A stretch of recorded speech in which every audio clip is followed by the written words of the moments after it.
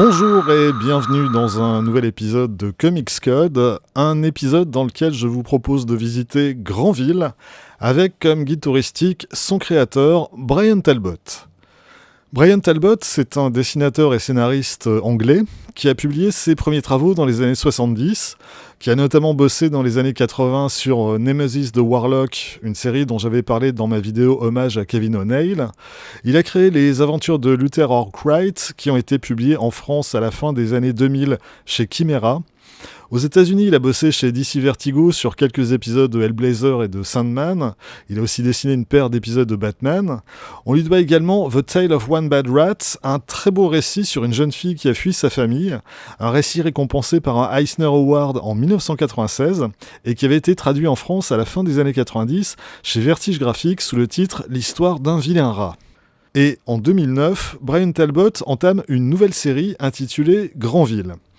Granville, c'est le nouveau nom de Paris, 2 siècles après la victoire de Napoléon sur les Anglais. La série se présente donc d'emblée comme une uchronie, c'est-à-dire qu'ici, un événement historique majeur a eu une conclusion différente par rapport à notre monde, et on découvre quelles en sont les conséquences des décennies plus tard. Ici donc, la Grande-Bretagne a longtemps été rattachée à l'Empire français, et quand l'histoire débute, ça fait à peine une vingtaine d'années qu'elle a retrouvé son indépendance. Mais les relations sont pas bonnes du tout entre les deux pays, en particulier après un attentat revendiqué par des anarchistes anglais. Et c'est dans ce contexte de grande tension que l'inspecteur détective Le Broc de Scotland Yard doit se rendre en France, à Granville donc, pour enquêter sur la mort suspecte d'un ressortissant britannique. Petite précision, Le Broc est un blaireau. Parce que oui, en plus d'être une uchronie, Granville est aussi une fantaisie animalière, et tous les personnages sont des animaux anthropomorphes, à quelques exceptions près. Les quelques humains qui peuplent ce monde sont d'ailleurs considérés comme des chimpanzés dégénérés et ne disposent d'aucun droit. L'enquête de Le Broc va très vite se révéler dangereuse, un certain nombre d'individus semblant bien décidés à l'éliminer, lui et tous ceux et toutes celles en lien avec le mort sur lequel il enquête. Ce qui nous donne un bon paquet de scènes d'action tout au long du récit.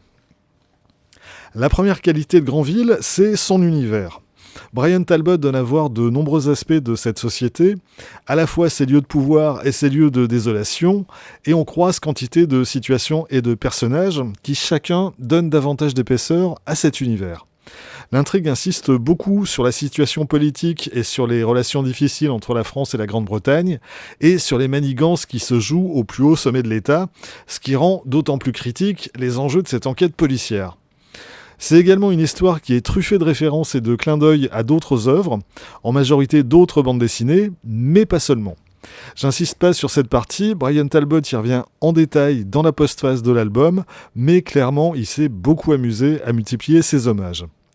Et puis, Granville, en plus d'être une uchronie et une fantaisie animalière, relève également du steampunk. Ici, toute la technologie ou presque fonctionne à la vapeur, ce qui nous donne là aussi de très belles scènes, comme cette course-poursuite au début du récit entre une calèche à vapeur et des poursuivants en patins à roulettes à piston. Ça donne également à l'histoire cette ambiance, ses décors et ses tenues fin du 19e siècle, alors qu'elle est censée se passer au début du 21e. Côté dessin, Brian Talbot adopte un style très différent de ses travaux précédents.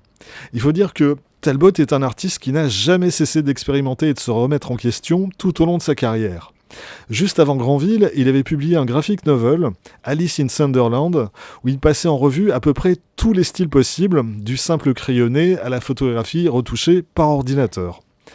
Ici, il adopte un style en apparence plus simple, plus minimaliste, un trait assez épuré, mais que viennent contrebalancer des décors toujours très détaillés et des couleurs très travaillées avec de nombreux effets de texture et de lumière.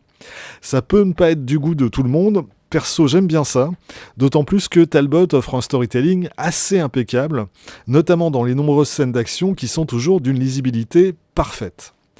Bref, vous l'aurez compris, j'ai beaucoup aimé Granville, j'ai quelques réserves sur la conclusion de l'intrigue, que je trouve un peu trop belle pour être crédible, mais pour le reste, c'est vraiment une très chouette lecture.